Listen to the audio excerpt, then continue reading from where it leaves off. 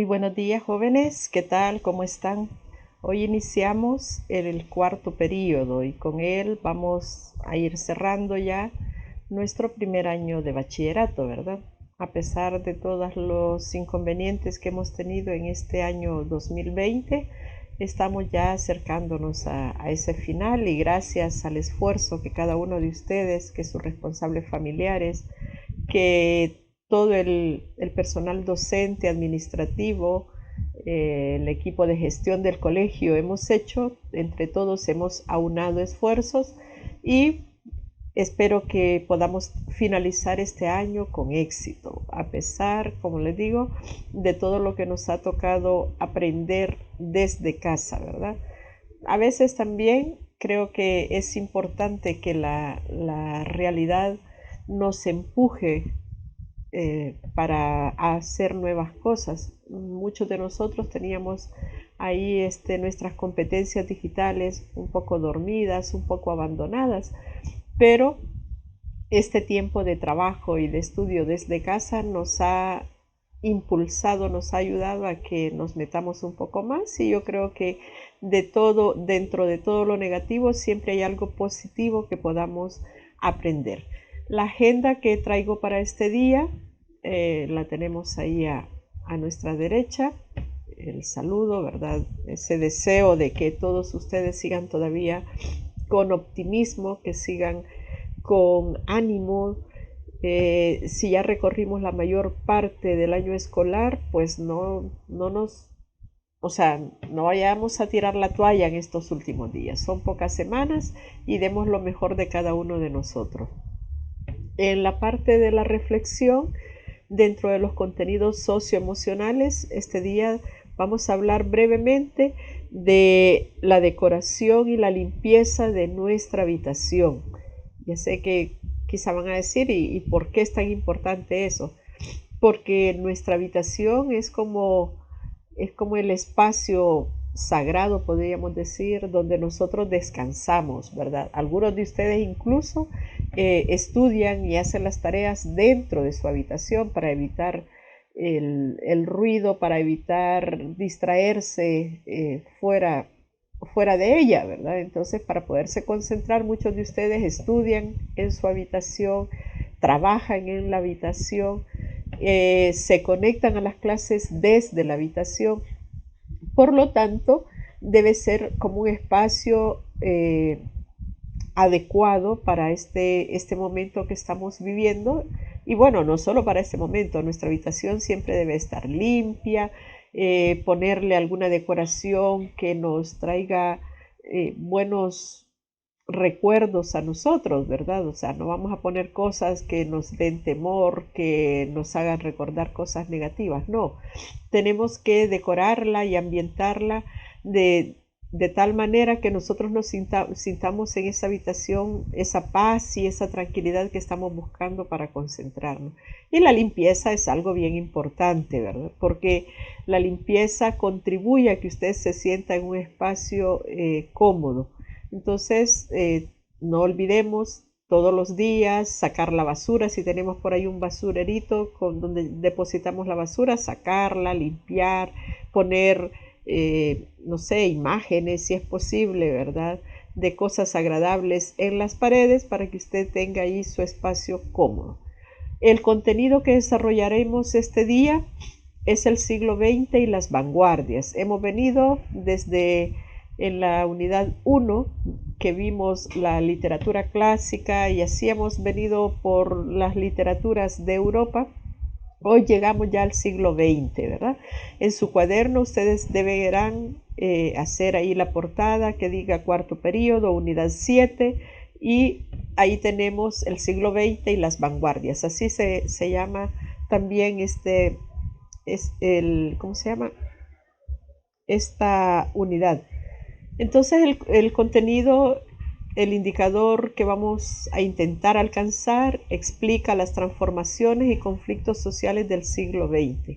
Y luego, como siempre, ¿verdad? Tenemos nuestro espacio de inicio, que hay unas preguntitas, el desarrollo y la consolidación de contenido que tiene que ver siempre con la parte de las preguntas que ustedes me van respondiendo en el chat.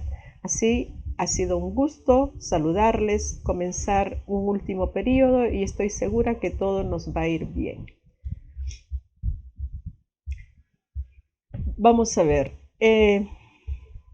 como ya escribieron ahí en su cuaderno, el siglo XX a nivel de literatura, a nivel artístico, va a estar marcado por un grupo de movimientos artísticos y literarios al que se le llama vanguardias.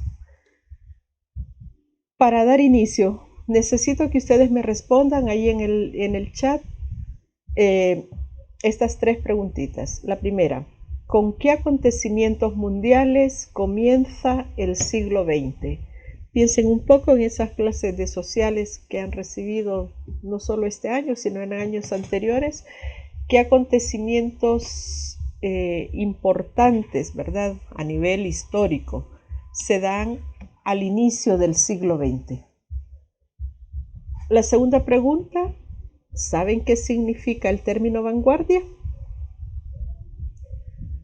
La tercera, ¿quién es el autor de la obra La Metamorfosis?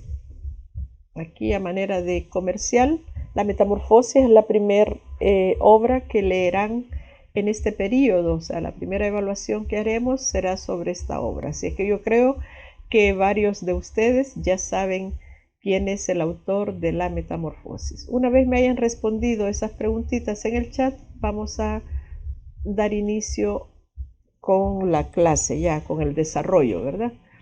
Aquí tenemos dos imágenes. El siglo XX, muchos historiadores, muchos críticos le han llamado también el siglo de los conflictos y las revoluciones. ¿Y por qué le habrán llamado de esa forma? Bueno, casualmente inició, fíjense que aquí en América Latina en 1910 se dio la Revolución Mexicana. No sé si lo sabrían. Es una revolución que se menciona poco, pero estamos justo en el inicio de la casi del siglo, al final de la primera década, ¿verdad? Un par de años antes se había dado, al final del siglo XIX, se había dado un conflicto muy grande que fue cuando España perdió sus últimas colonias y las ganó Estados Unidos en 1898. Entonces pareciera que esos acontecimientos de 1898 van a dar la pauta como para que ese cierre del siglo XIX con conflictos va a dar la pauta para que el siglo XX también comience con conflictos y revoluciones. Uno de los conflictos más conocidos a nivel mundial será la Primera Guerra Mundial, ¿verdad? Recordarán que la Primera Guerra Mundial se dio entre 1914 y 1918. Esa guerra va a marcar un antes y un después en la historia de la humanidad. Así como este 2020, la pandemia del COVID, también dejará así una huella, ¿verdad? De un antes del COVID y un después del COVID. Pasó algo similar con la Primera Guerra Mundial. Nunca en la historia de la humanidad se había dado un conflicto armado tan fuerte donde murieran tantas personas a través de las armas que se están comenzando a utilizar en ese momento. Entonces, la Primera Guerra Mundial va a ser uno de esos conflictos que les digo, dejará una cantidad de personas muertas a raíz del conflicto. Hay otro acontecimiento importante y tiene que ver con la Revolución Rusa, también llamada Revolución Bolchevique. Este es el símbolo que se utilizó que se utilizaba en Rusia para hacer referencia, digamos, a esa revolución. No sé si conocen estos instrumentos. Este es un martillo y esta es una hoz. Una hoz es como un tipo, nosotros aquí le llamaríamos un machete, ¿verdad? Que sirve para cortar el monte, para trabajar en el campo. Entonces allá en Rusia una hoz es así como un poco más delgada y más cóncava, o sea, más curva, ¿verdad?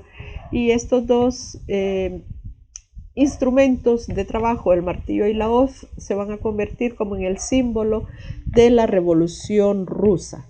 Entonces, esto es bien importante no perder de vista, ¿verdad? Esos acontecimientos que van a ir marcando el contexto de las vanguardias. Ya veremos más adelante qué es eso. Bueno, ¿por qué el siglo XX está lleno de conflictos y revoluciones? ¿Qué es lo que las provocaba, verdad? Una de las causas principales fueron las diferentes revoluciones industriales que ya se habían dado en el siglo XIX. Y claro, esas revoluciones van a continuar influenciando la creación de la riqueza, ¿verdad? El capitalismo sigue en su auge y al crecer, al avanzar el capitalismo, entonces esas diferencias, esos desequilibrios económicos, esas diferencias sociales entre burguesía y proletariado cada vez se van viendo más, ¿verdad? O sea, hay un gran abismo entre esas dos grandes fuerzas sociales. Por una parte, el 99% que es el proletariado y el 1% que es el capitalismo, o sea, la burguesía, aunque el 1% son mínimos, pero son los dueños de todo el capital, son los dueños de los medios de producción, son los dueños de la riqueza. Y ese 99% es la mano de obra, ¿verdad? Que cada vez gana menos, cada vez pasa más hambre, cada vez no tiene para medicamentos. Entonces eso va creando ese abismo, se va haciendo cada vez más profundo y va creando los conflictos y lógicamente las guerras, ¿verdad? También van a influir los medios de comunicación que ya a inicios del siglo XX los medios de comunicación comienzan a proliferarse, no como en la actualidad, ¿verdad?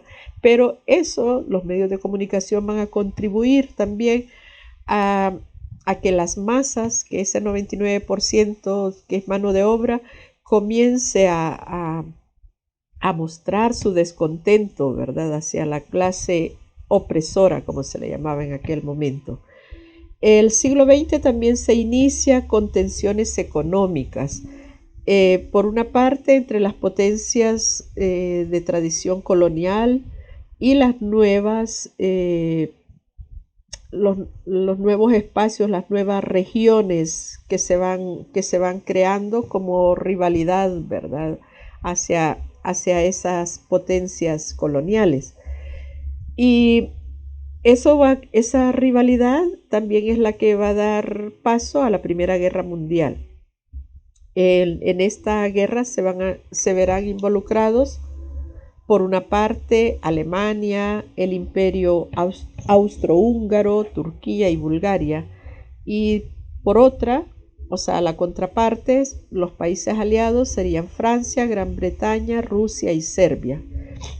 El triunfo de la Revolución Rusa también servirá de modelo a nivel mundial de ese cambio que se quería lograr, ¿verdad? La Revolución Rusa quería poner en práctica también lo que se va a llamar socialismo y fue una de los ejemplos que comenzaron a seguir la mayor parte de países a nivel mundial. Esa insurrección armada de los bolcheviques, que fue dirigida por Lenin, va para algunos historiadores, construyó la toma del poder del proletariado, ¿verdad? O sea, por eso el símbolo del martillo y la hoz, que son el pueblo, que es esa clase explotada, la que en Rusia llega al poder. Y con ella se da como la instauración de un nuevo Estado, de una sociedad socialista que se consideraba en aquel momento, a inicios del siglo XX, como una forma perfecta de llegar al comunismo. También desde el punto de vista de la historia, realmente, aunque mucha gente dice los comunistas, Rusia comunista, China comunista, el comunismo en sí creo que nunca lo logramos. Quizás se haya vivido comunismo en la época prehistórica, cuando el ser humano vivía todavía en cavernas y salían, los hombres de una caverna salían a cazar un mamut, y de ese mamut comían todos los que habitaban en esa caverna, donde un grupo de mujeres salía a recolectar raíces, frutos, y esas raíces y esos frutos servían para el alimento de todos los que vivían en la caverna. Eso sí era más comunismo, ¿verdad? O que su vestimenta estaba hecha con pieles de animales, de los animales que cazaban los hombres. De ahí cada uno, cuando necesitaba una piel, tomaba la piel que necesitaba. Pero en el siglo XX hablar de comunismo yo creo que no es el término más correcto. Sí se llegó quizá a un socialismo, ¿verdad? Pero al comunismo yo considero que no. Muy bien, como consecuencia de la Primera Guerra Mundial, en 1939 se da inicio a la Segunda Guerra Mundial, que va a llegar hasta 1945. Entonces, ese periodo de entreguerras, entre la Primera y la Segunda Guerra Mundial, donde la política expansionista de las potencias nazis y fascistas desencadenó en esa Segunda Guerra Mundial, en 1944 el desembarco de los aliados en Normandía rompió el frente alemán y el avance aliado no se detuvo hasta la rendición de las últimas resistencias nazis. Aquí durante la Segunda Guerra Mundial también se tiene lo del bombardeo atómico de Hiroshima y Nagasaki, que eso supuso la capitulación de Japón en 1945 y la supremacía militar estadounidense, dando comienzo a una era nuclear, ¿verdad? Con eso, con la bomba atómica se va a dar comienzo a una era nueva también para el ser humano, que será la era nuclear. Como consecuencia, digamos, después de la Segunda Guerra Mundial, entre 1947 hasta 1991, quedarán dos grandes potencias opuestas. Por una parte, lo que conocemos como la URSS, y por otra, Estados Unidos. Y eso trajo un conflicto también mayor, al cual se le conoce como la Guerra Fría. ¿Por qué estoy hablando de todo esto? Porque justo hasta este momento, hasta el inicio de la Guerra Fría, entre la Primera Guerra Mundial y la Segunda Guerra Mundial, también tuvo lugar tanto la literatura como las artes, y a todos esos movimientos artísticos y literarios es a lo que se le va a llamar vanguardia. Entonces, el término vanguardia es un término militar, y los artistas y los escritores de ese momento lo tomaron justamente de todo este contexto bélico que se estaba viviendo, ¿verdad? En esa primera mitad del siglo XX. ¿Qué es la vanguardia en términos militares? La vanguardia es el grupo de soldados, de militares que van al frente en un ejército. O sea, ir a la vanguardia significa ir adelante, ser los primeros. Entonces, los escritores y los artistas tomaron este término como para mostrar que su arte, que su literatura, que su música era una música, una literatura de avanzada, podríamos decir. Y la parte, los militares, los soldados que van en la parte de atrás del ejército, se le llama retaguardia, ¿verdad? Entonces esto es bien importante tenerlo en cuenta, el por qué, vean el nombre de estos movimientos asociados con algo militar. Por lo tanto, tiene que ver con ese contexto que estaban viviendo.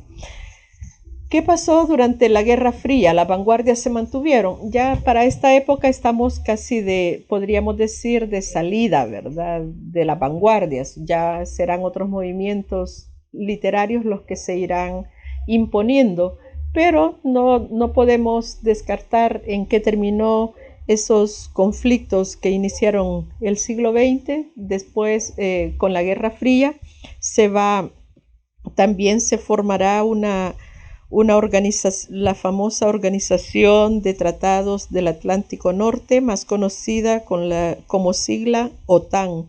Esta se fundó en 1949 y era un tratado militar de defensa occidental y del Pacto de Varsovia.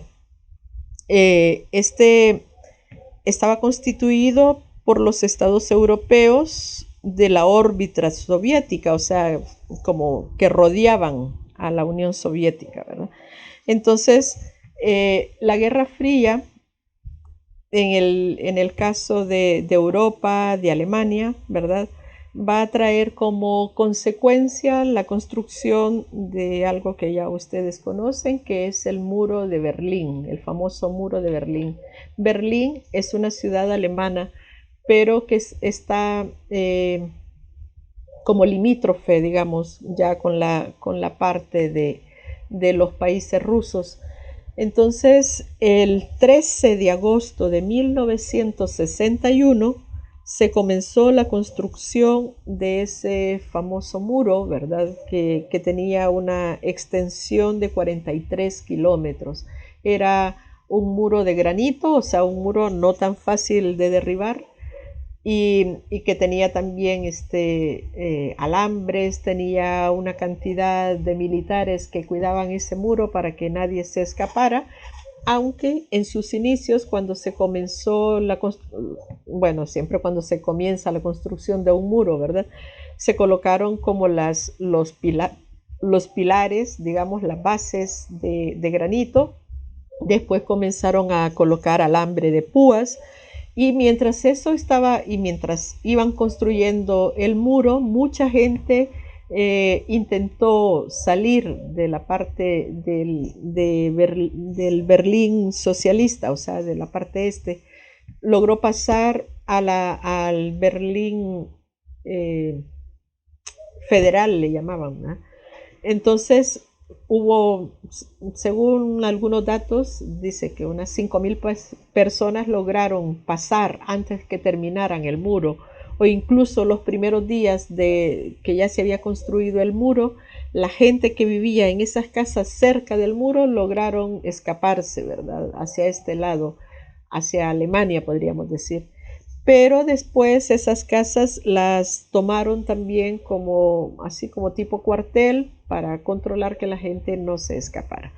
Bueno, ese muro que se comenzó a construir el 13 de agosto de 1961, se comenzó a derribar el 9 de noviembre de 1989, y que se le conoce más como la caída del muro de Berlín. Bueno, esto es un acontecimiento histórico que ustedes habrán estudiado en sociales. No podemos perder de vista, como les decía, en la literatura todos estos acontecimientos influyen mucho en los escritores. Fíjense, el 9 de noviembre se comienza, digamos, la caída del famoso muro de Berlín, y 2 días después, el 11 de noviembre, se dio aquí en El Salvador la ofensiva final hasta el tope. Entonces, un poco también no podemos desligar lo que estaba pasando allá en Alemania, Rusia, y lo que está pasando aquí en El Salvador. Muy bien, entonces ya con ese contexto pasaríamos ahora a hablar un poco sobre la cultura del siglo XX. ¿Cómo es esa cultura del siglo XX? Bueno, este siglo ya el tiempo laboral de las personas se reduce, o sea, se reduce respecto a aquellas jornadas de 12 horas, de 14 horas. Entonces ya poco a poco las jornadas laborales se van haciendo un poco más cortas, ¿verdad? Eso permitirá que las personas en Europa comiencen a disfrutar de ese tiempo en actividades de ocio, ¿verdad? Tienen ya más acceso a la información y a la cultura. Aquí también en este momento no debemos perder de vista que aparece algo que va a contribuir mucho, es que la prensa, o sea, los diarios, los periódicos, comienzan a ser más populares, hay más imprentas también, ¿verdad? Aparece el telégrafo, el teléfono, comienza el cine, Entonces, la aparición de la radio, la televisión, y bueno, a mediados ya del siglo XX, la novedad serán las computadoras y los satélites artificiales, ¿verdad? Entonces, todo esto va a contribuir a esa cultura del siglo XX. Con la cultura se ve afectado, digamos, eh, vamos a ver, la muerte y la destrucción que ocasionaron las guerras mundiales será plasmada por los artistas en sus obras, ya sea pictóricas o en sus obras literarias, ¿verdad? Estos artistas se preguntaban, ¿y para qué sirvió todo el arte anterior? O sea, antes de la guerra, ¿verdad? ¿Para qué sirvió si no fue capaz de detener una tragedia como la que se ha vivido en estas guerras? Entonces, eso es bien importante, ¿verdad? Esa concepción que tienen los escritores. Entonces, si el arte antes de las guerras mundiales no sirvió para detener esa tragedia, entonces ellos dicen, bueno, hay que romper entonces con esa tradición que se traía desde siglos o quizás de décadas anteriores, ¿verdad? Y así se van a romper esos esquemas artísticos clásicos. Con el triunfo de la Revolución Rusa y la instauración del bloque socialista, también se da un impulso al arte popular. Esto también es una novedad para ese momento. A la búsqueda de un artista que no solo responda a los valores de la estética de los burgueses, sino que también colabore en ese proceso revolucionario de las clases populares o de la clase baja, ¿verdad? Los artistas comienzan a utilizar ahí por los años de 1950 el concepto de artista comprometido. La crisis económica capitalista de 1929, que se dio la caída de la bolsa de valores, ¿verdad? Ese resquebrajamiento económico también va a promover una estética capaz de reflejar la pobreza de la gente. Luego se da la agudización de los conflictos entre el este y el oeste debido a la Guerra Fría. Eso va a generar una sensación de constante temor ante la amenaza nuclear. Esto de una tercera guerra mundial, que podría ser una tercera guerra nuclear, y vean que con el inicio de la pandemia muchas personas dijeron que también que la pandemia era ya una tercera guerra mundial, pero ya no era nuclear, sino que viral, ¿verdad? Entonces, ese temor del ser humano en diferentes momentos de la historia, también los artistas lo van a reflejar. Esa amenaza nuclear provocó movimientos artísticos experimentales donde lo espontáneo, el vacío, el temor y la nada iban a ser protagonistas de esas obras, ¿verdad? ¿Cómo es la estética de las vanguardias? Durante el primer tercio del siglo XX surgió una serie de movimientos artísticos a los que se les llamó con el término militar vanguardia. Ese término significaba, ya se los había explicado antes, ¿verdad? Es la parte del ejército que va de avanzadas en un enfrentamiento. También se le conoce a ese grupo de movimientos artísticos y literarios, se le suele conocer con el nombre de ismos. ¿Sí? ¿Y por qué ismos? Porque tenemos cubismo, creacionismo, ultraísmo, expresionismo, dadaísmo, futurismo, o sea, todos terminan con el sufijo ismo, entonces muchos le llaman la época de los ismos.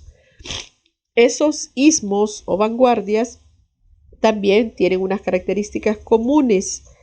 Entre ellas está la actitud crítica hacia el pasado. Se critica mucho el pasado, lo que se ha vivido en siglos, en décadas anteriores.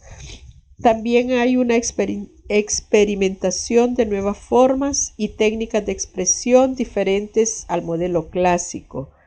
Hay abolición de normas académicas de creación artística, las que son sustituidas por la libertad total del artista. O sea, el artista hace lo que se le viene a la mente, tiene libertad, ya no sigue un canon, ¿verdad? No sigue una norma, no está pensando que le van a censurar su obra.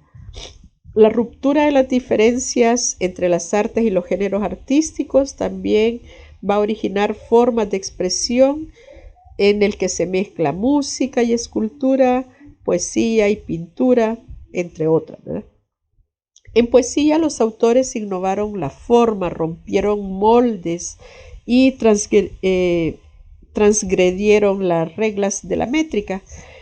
En la narrativa fue presentada de forma discontinua y fragmentada, y en el teatro los autores van a experimentar creaciones audaces y poco convencionales. Por ejemplo, a nivel de poesía se rompe con ese verso tradicional que existía con rima, ¿verdad? Rima consonante, rima sonante, y se comienza a utilizar el verso libre. Entonces eso es bien propio de esta época de las vanguardias. Yo les puse aquí estas imágenes para que ustedes vean un poco desde el punto de vista pictórico cómo se reflejaba la realidad, una realidad bastante deforme. Aquí, por ejemplo, vemos una guitarra. eh, Todos los objetos o cualquier cosa que se representara de la realidad, si ustedes se dan cuenta, tiene como cierta deformidad. Entonces es así como los jóvenes artistas de ese momento, de la época de las vanguardias, ven la realidad. Vamos a ver dentro de la estética de las vanguardias algunos de los ismos más conocidos, ¿verdad? Uno de ellos, vamos a iniciar con él, es el cubismo. En esta pintura que les he puesto aquí es una de las pinturas más representativas o quizás eh, más reconocidas del pintor catalán Pablo Picasso. Este cuadro se titula El Guernica. El Guernica. Pueden anotarlo ustedes. Si analizan ese cuadro, ahí realmente lo que se ve es como algunas personas, bueno, hay un toro, hay un caballo que está como queriendo huir, una persona con una vela, otra como hincada, como pidiendo auxilio, ¿verdad? Una persona en el suelo, una madre angustiada, quizá llorando porque le han matado a su hijo, a su bebé que lleva ahí en brazos. Entonces aquí se ve también una mano con una espada. Entonces, realmente este cuadro, ¿qué está representando? Está representando la destrucción en el País Vasco, en España.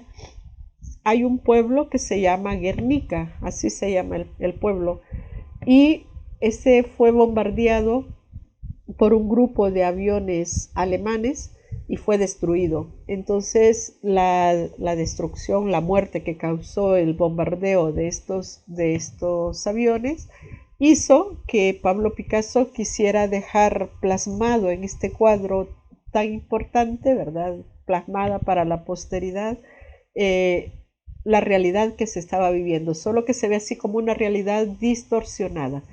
Entonces, el cubismo fue un movimiento artístico y literario desarrollado entre 1907 y 1914.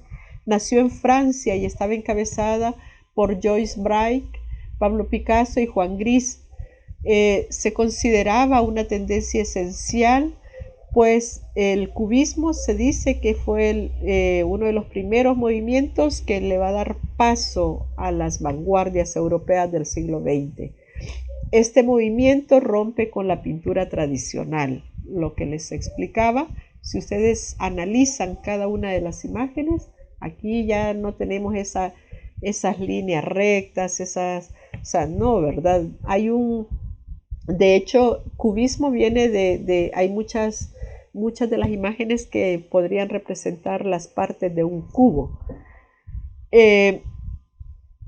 Este señor Apollinaire buscó recomponer la realidad mezclando imágenes y conceptos al azar. Uno de sus aportes fue el caligrama, considerado como el sistema lúdico de comunicación y transmisión de sentimientos. Los caligramas son a veces esos poemas, un cuento corto que uno va formando. O sea, imagínense que el poema me habla de un puñal y se titula El puñal. Entonces, con la letra de ese poema yo voy formando la figura de un puñal. Entonces a eso es a lo que se le llama caligrama.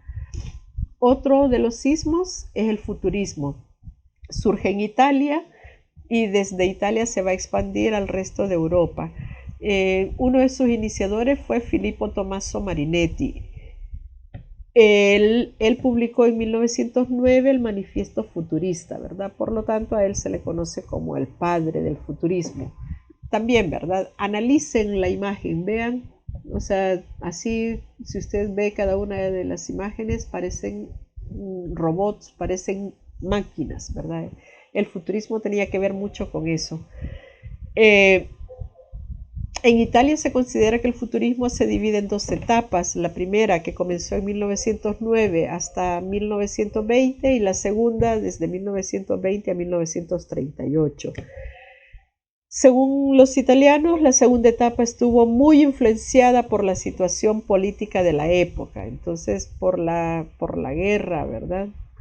En este movimiento literario, artístico más que todo, se exalta la modernidad, se admiran las máquinas, que para aquella época las máquinas no eran tan comunes todavía, ¿verdad? También se admira el dinamismo universal, lo urbano, o sea, se admiran las ciudades, la gente piensa que lo mejor está en las ciudades y eso inspirará a los autores de este momento. Luego tenemos también el dadaísmo, que es un movimiento cultural que surge en 1916 en Zúrich, Suiza, y se define como una sucesión de palabras, letras, sonidos a la que es difícil encontrarle una lógica, ¿verdad?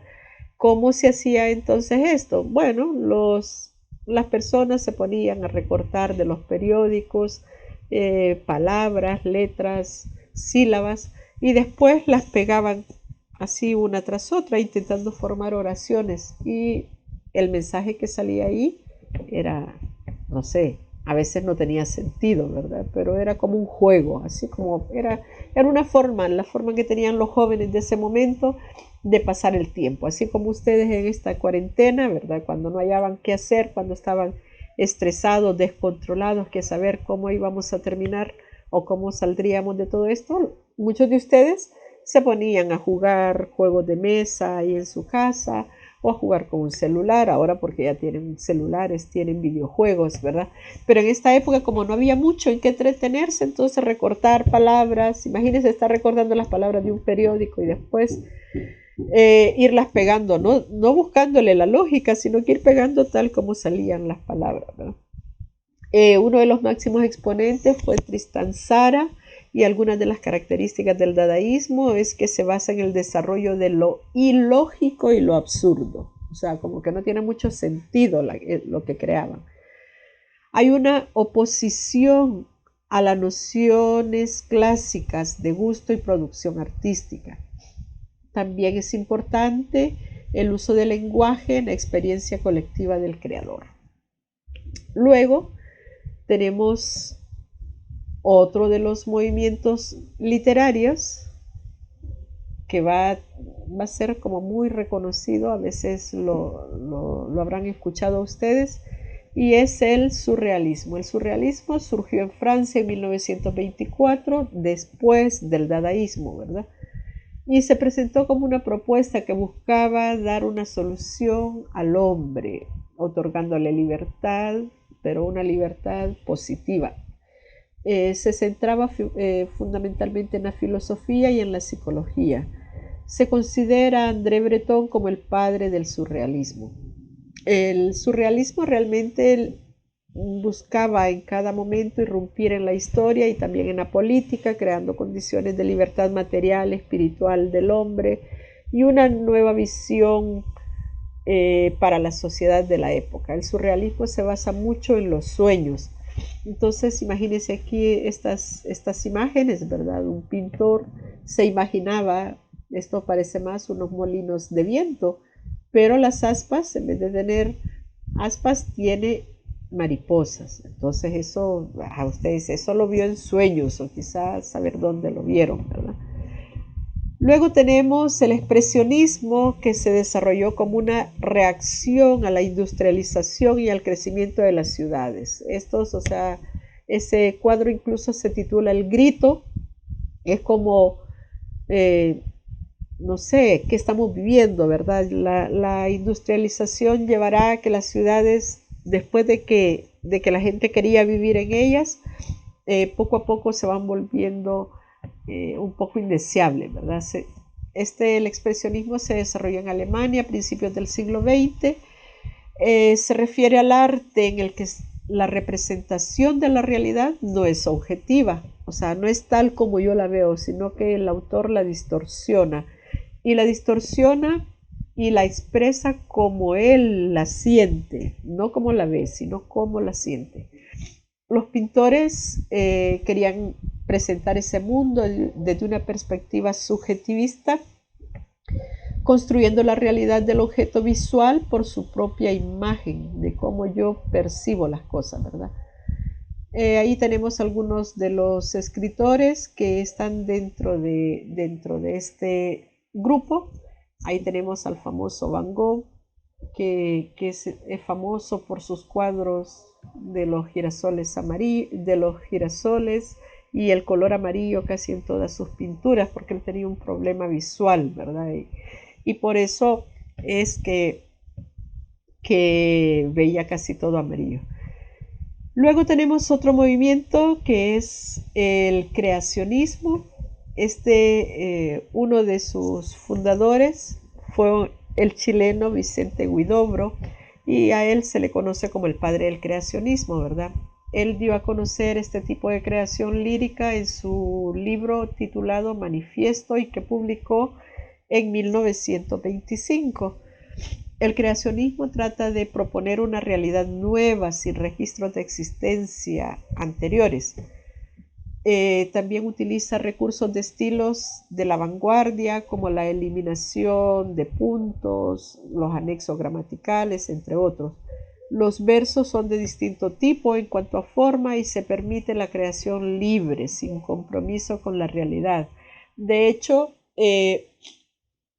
los escritores, digamos, que están dentro de este movimiento vanguardista, creen que ellos, o sea, cada persona es capaz de crear incluso sus propias palabras para escribir sus creaciones, ¿verdad?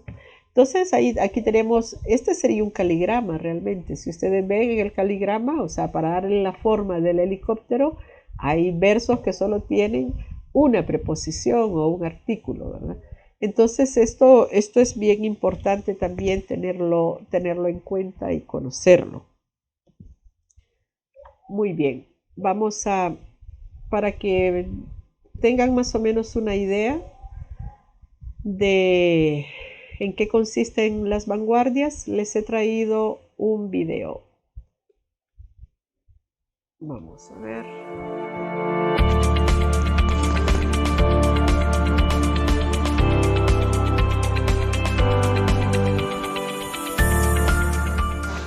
Si hay una palabra que resuma lo revolucionario del arte europeo a principios del siglo XX, esta es vanguardia.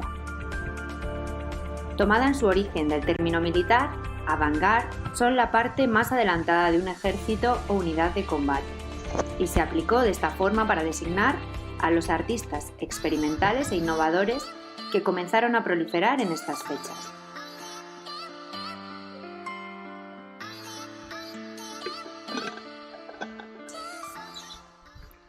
Los movimientos artísticos de vanguardia de este momento asumen, por tanto, que están más avanzados que el resto de manifestaciones artísticas de su tiempo. La idea constante de romper con su pasado y superar los estilos y formas de hacer anteriores a estos y repetidos durante todos los siglos desde el Renacimiento fue su leitmotiv.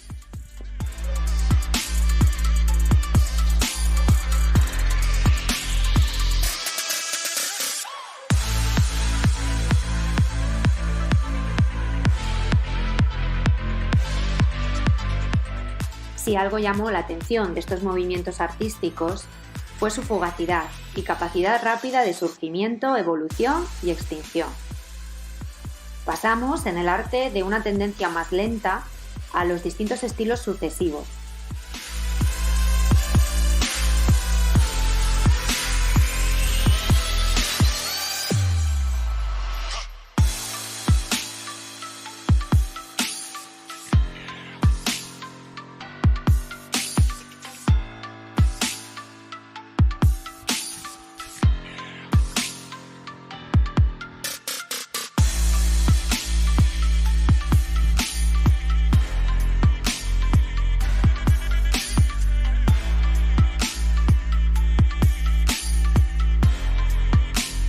Pero algo sucede a partir del surgimiento de los impresionistas de finales del siglo XIX, que empezaron a rebelarse contra los dictámenes de la Academia de Bellas Artes en Francia. Desde este momento surge un germen de rebeldía, que se seguirá desarrollando con los postimpresionistas. El fauvismo, el expresionismo, el cubismo, el dadaísmo y posteriormente a este, el surrealismo.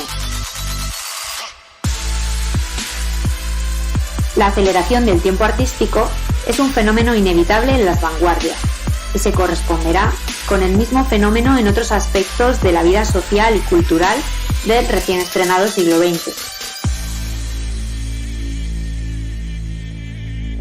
Nos encontraremos también con la constante experimentación de los artistas. Así, de forma nunca antes vista, ellos serpentearán entre unos estilos y otros. Por ejemplo, Matisse dejará el fauvismo o Picasso el cubismo para probar con otras vías y explotar las posibilidades de un nuevo clasicismo. Por esto, no hay una fórmula exacta para comprender las vanguardias, ni una barrera fija entre artistas y estilos, entre movimientos y fechas concretas. Te invito a que te unas a disfrutar de sus razonamientos y de las distintas manifestaciones artísticas que dieron lugar, sin duda, a las más bellas, originales y reivindicativas obras de arte que hasta la fecha se podían haber creado.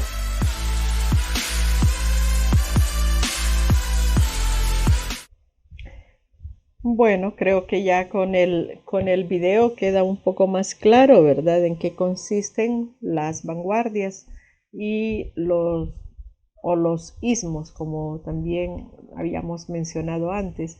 Si se fijaron bien, observen cuando vean nuevamente el video que hay como distorsión en las imágenes, hay, no sé, como una, no sé, una preocupación por mostrar lo que siente realmente la persona en ese momento de la historia. Entonces, por eso les decía que las artes, la literatura siempre serán la expresión del sentimiento del ser humano en ese momento que está viviendo. Por eso es tan importante conocer el contexto.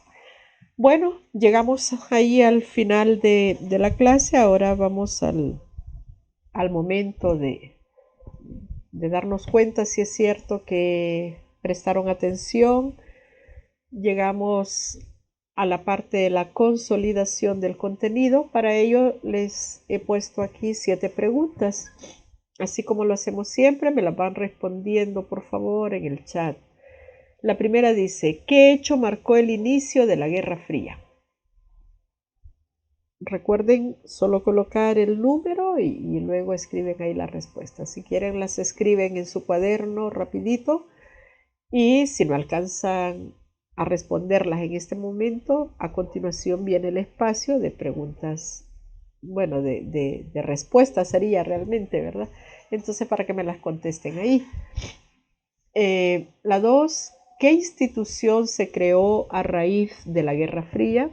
Esa yo la mencioné por ahí, que mencionaba unas siglas, a ver si se acuerdan. 3, ¿en qué año se construyó y en qué año cayó el muro que dividía Berlín?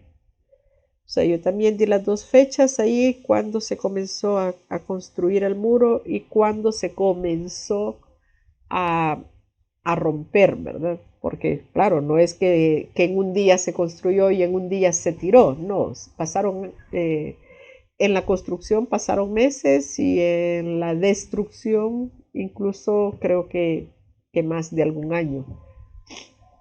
4. ¿En qué año se da la Revolución Rusa? También lo mencionaba al inicio de la clase. 5. ¿A quién se le conoce como el padre del surrealismo? 6. El chileno Vicente Huidobro fue el iniciador del... Y la última, ese cuadro que les mencioné por ahí de un pueblo del País Vasco que fue bombardeado por aviones alemanes de la Operación Cóndor. Ese cuadro titulado El Guernica es una pintura famosa vamos a ver qué pintor catalán plasmó para la historia en su cuadro El Guernica la destrucción de ese pequeño pueblo. Bueno, antes de pasar al espacio para que continúen con las respuestas, ¿verdad? También si hay alguna pregunta pueden escribirla ahí, yo con mucho gusto se las respondo. Decirles que no son solamente eso los únicos movimientos de vanguardia. También tenemos, hay otros, aquí en América también se dieron otros movimientos de vanguardia, pero eso ya los estudiarán en segundo año. En Europa también hay otro movimiento que se llama el existencialismo. Al existencialismo pertenecen obras como La Metamorfosis, ¿verdad? Para cuando ustedes estén trabajando en la obra, espero que la vayan leyendo ya, por favor. Y para que no tengan dudas a qué movimiento literario pertenece, ya saben ahora que pertenece al existencialismo. Tiene que ver mucho con la existencia del ser humano.